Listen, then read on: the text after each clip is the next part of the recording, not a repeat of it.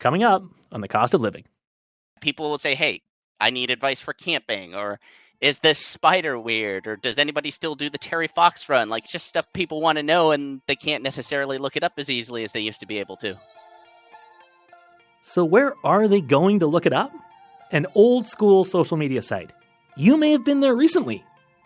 Reddit.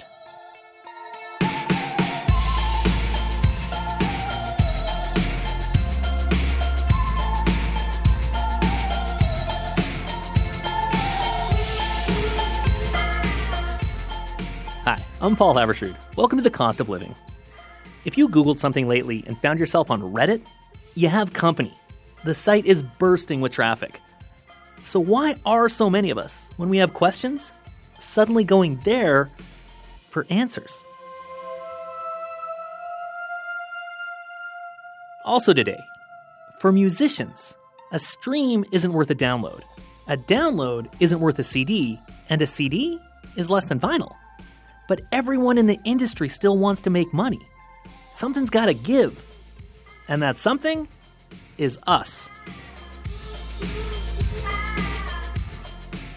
Up first, if you listen to younger generations, the boomers have the good jobs, the big house, full bank accounts. So now that they're seniors, why do they also still get discounts?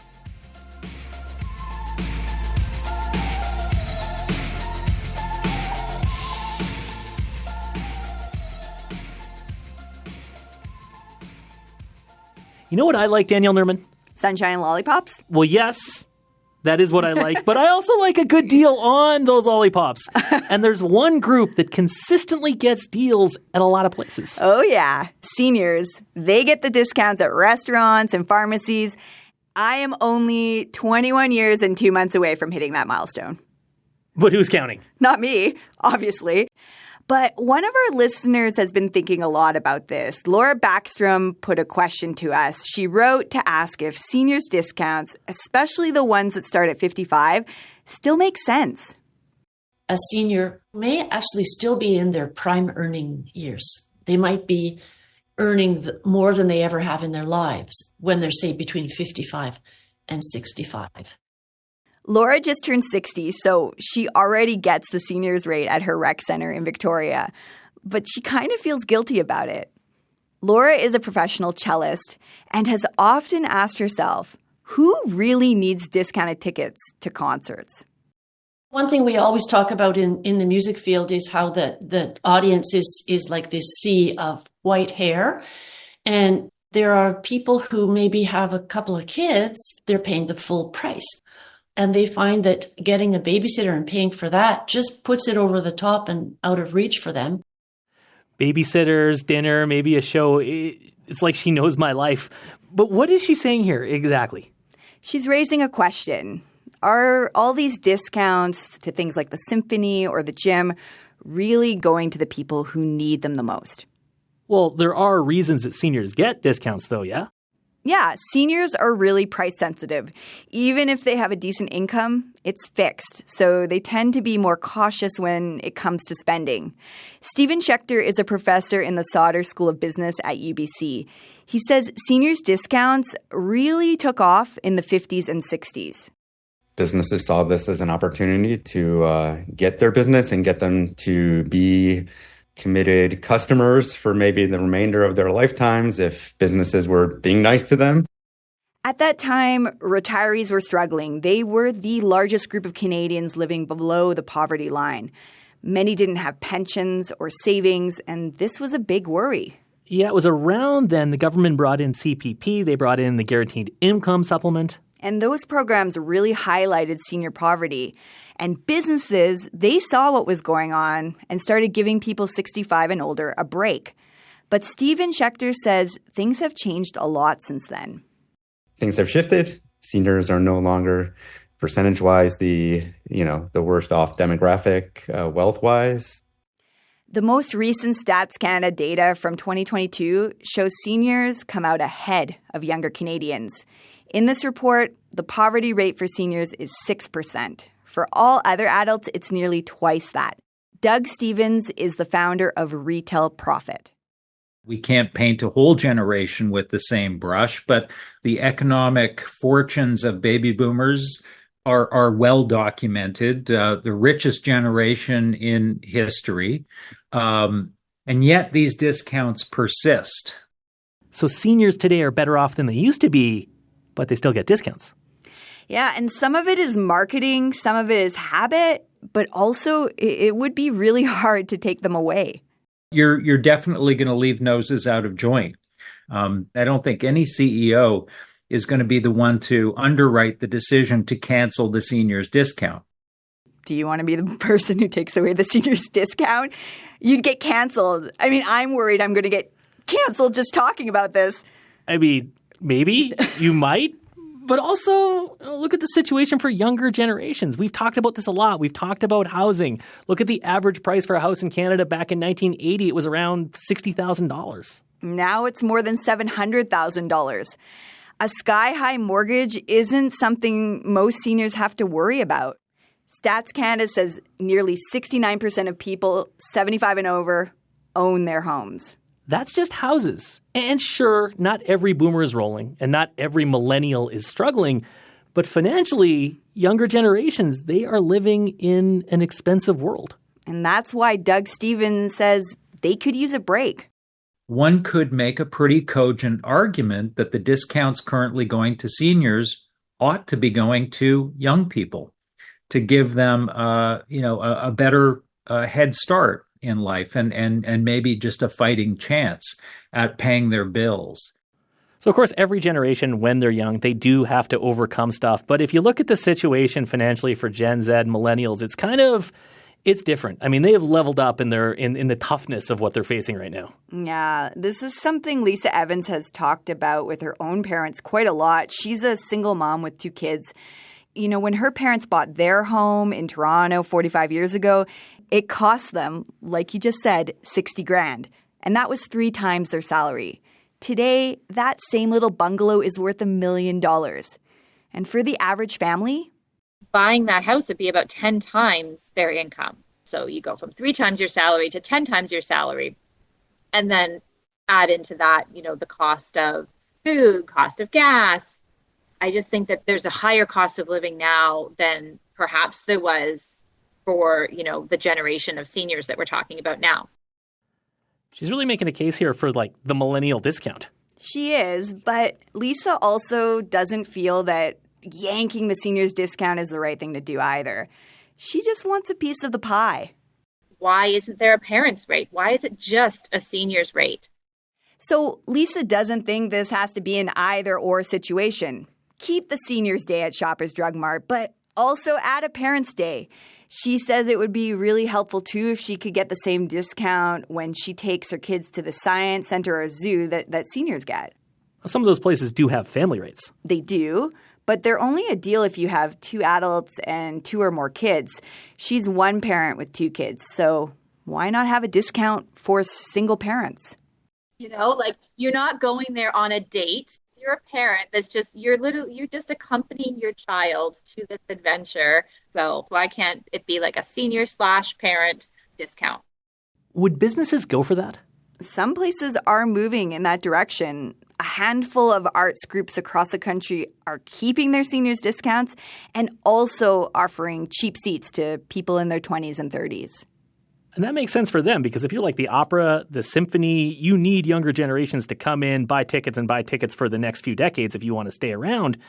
But that's pretty specific. Not every place, it feels like, is going to want to give more discounts to more people. No, because it can get expensive. Doug Stevens says businesses that get trapped into offering too many discounts pay for it. It's not good for profit margins. He says a better idea would be to offer discounts based on income, not age.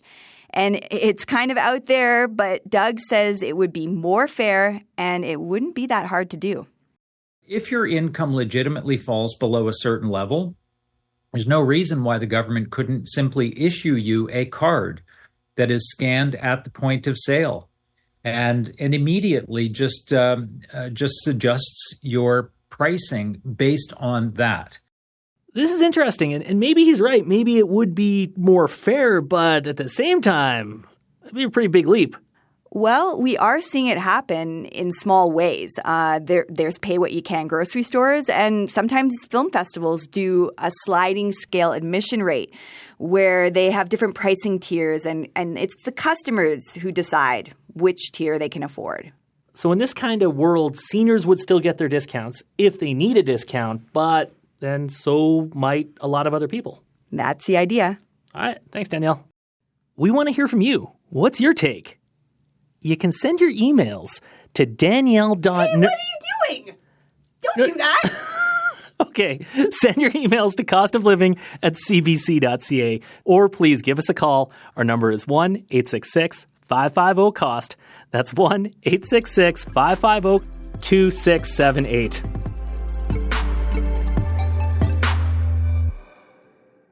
On your Radio and Buy podcast, this is The Cost of Living. I'm Paul Haberstrood. Social media sites are kind of in a horse race. Facebook is cool, then it's not. Twitter had its time. The kids like Snap, TikTok. In this ongoing online popularity contest, Jennifer Keene finds one site is quietly having a moment. It's not shiny and new, but chances are you are finding yourself there more often. Let's see how old my account is, actually. We're going to pop onto here. It should show me that pretty quickly. Redditor for 13 years. Blake Hebb looks at Reddit almost every day. He lives in Halifax and runs the Nova Scotia subreddit. It's a place where Nova Scotians can talk about whatever. People will say, hey, I need advice for camping, or is this spider weird, or does anybody still do the Terry Fox run? Like, it's all kind of, to some degree, local. And it's just stuff people want to know, and they can't necessarily look it up as easily as they used to be able to. Reddit is one of the OGs of social media. It's been chugging along for nearly 20 years.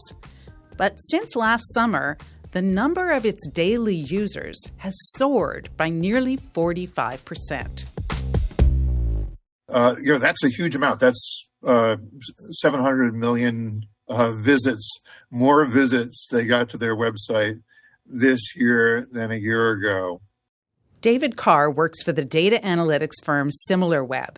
He says not only is Reddit seeing a bananas amount of new business, but other sites are flatlining. We've been reporting for a long time that X, which used to be Twitter, has been trending lower than it was a few years ago. Facebook web traffic has been trending lower. So why this sudden love for a social media site that's been around since Friends was on the air? Realness goes hand in hand with Reddit. Reddit is a very much of a real kind of social media platform, even more real than Instagram and TikTok. Shruti Shaker is a tech journalist in Toronto. She thinks people are turning to Reddit because it's old school. When everything else is controlled by the algorithm, Reddit still kind of operates like an early internet chat room. People are talking back and forth, and the only way that conversations are highlighted is a system called upvoting or downvoting. So essentially, the community has control over what conversations are going to appear on your feed versus what are not. Okay, users are looking for a more authentic experience. But is there something else going on? I've got an idea. Why don't we Google it? Why is Reddit suddenly so popular? Of my top 10 search results, 6 of them are links to Reddit. Google, to some extent, seems to be favoring Reddit content. That's part of why they get so many search engine referrals. A few months ago, Google paid millions of dollars so it could use Reddit's content to train its AI models. Now, it denies that it's promoting Reddit in its search results because of that deal.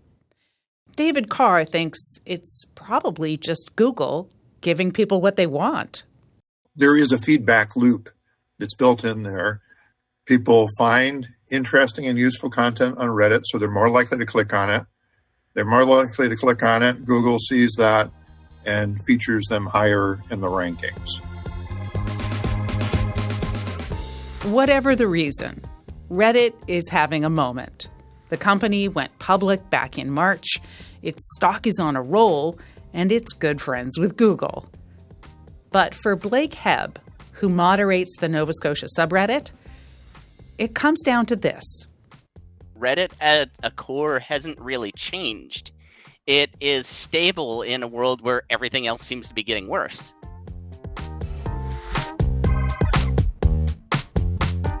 For The Cost of Living, I'm Jennifer Keene.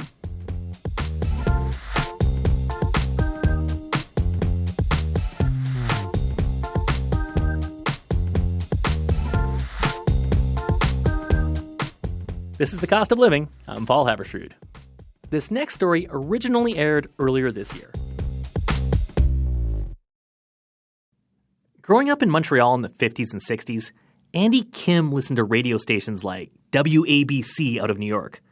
The signal was weak, but to him, the message was clear. Very simply, I always wanted to be on the radio because the songs that I loved, that I listened to on my transistor radio, they informed me about everything that I needed to have. By 1968, the dream was real. His first single, How'd We Ever Get This Way, made the Billboard charts. And then there was... Sugar. Oh, honey, honey. Sugar, Sugar knocked the Stones from the top of the charts. Andy was on his way. When I traveled to Philadelphia to do American Bandstand and then later traveled to LA, and my songs were being played all the way across the country, that was a lot of money in my pocket. When it came to money back then, radio was king. Every time a DJ spun one of his records, Andy got paid. He figures radio royalties made up 75% of his income. And the song that changed his financial life? It was Rock Me Gently, because I'm the writer, I'm the artist, I'm the publisher. I collected everything. So that was my big, well, that's the building that I bought.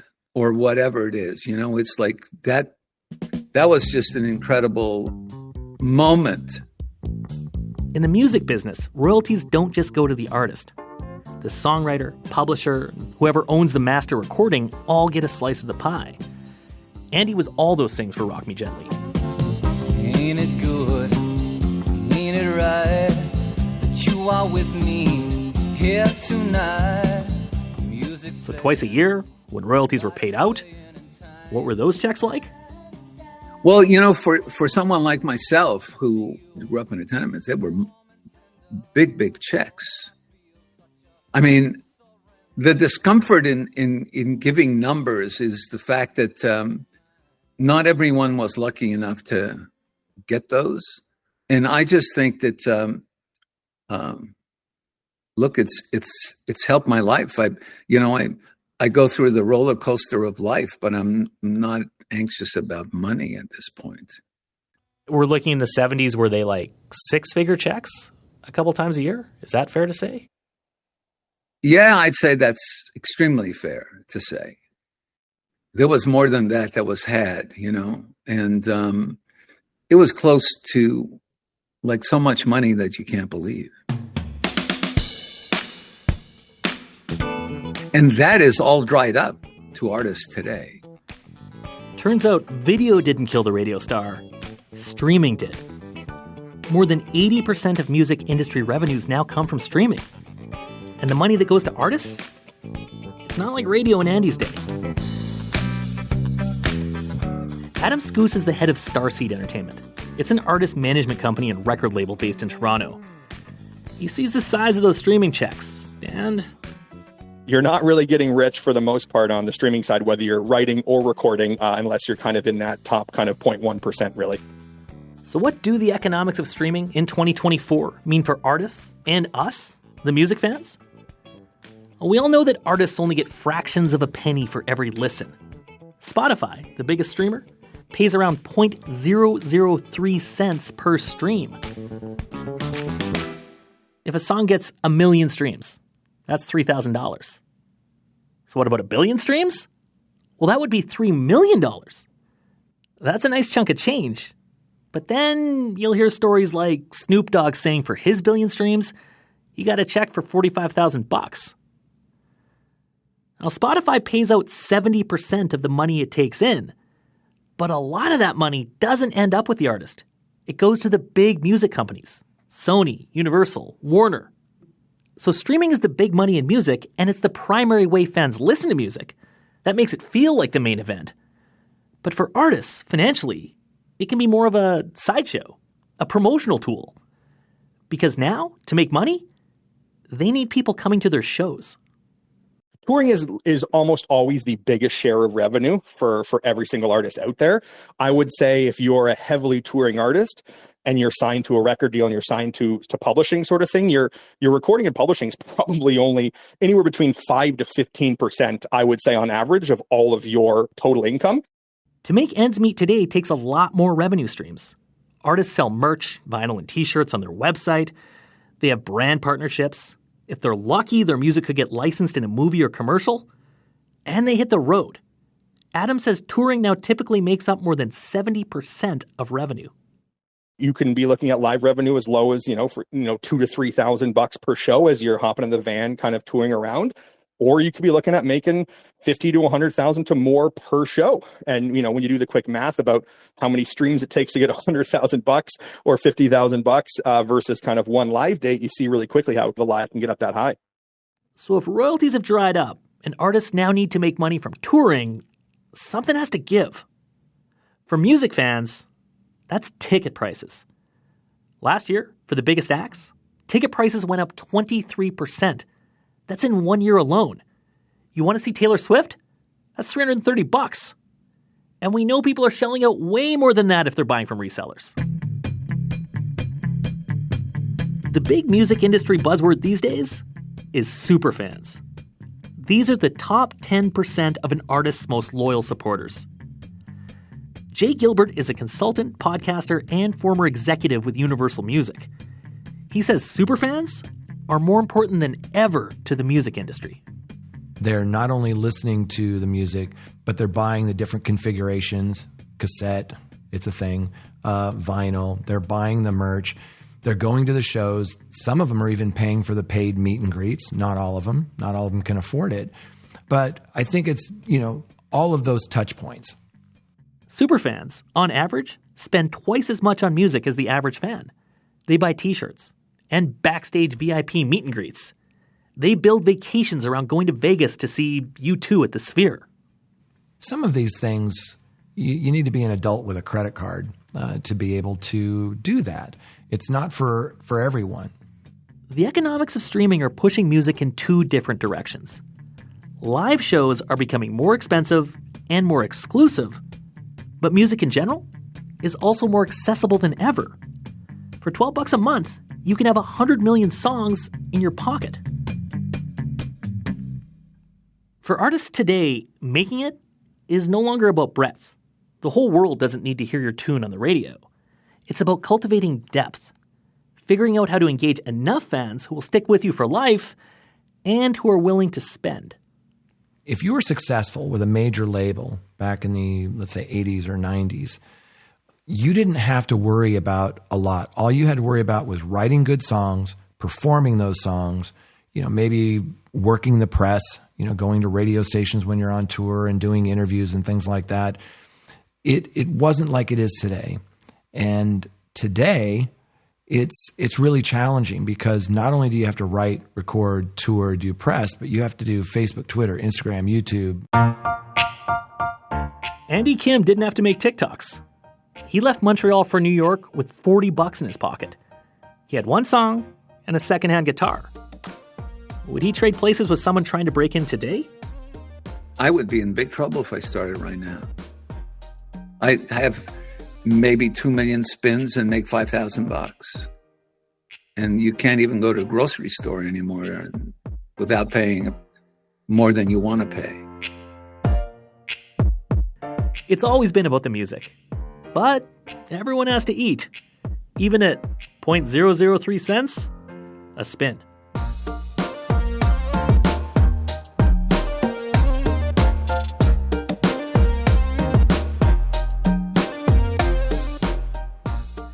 That's all for this week. The Cost of Living is based in Calgary. And if you can't be by our radio to listen to the show, our podcast, it drops on Friday evenings. The show is produced by Danielle Nerman, Ellis Cho, and Jennifer Keane, with help from Caroline Ferris. I'm Paul Habersrud. Thanks for listening.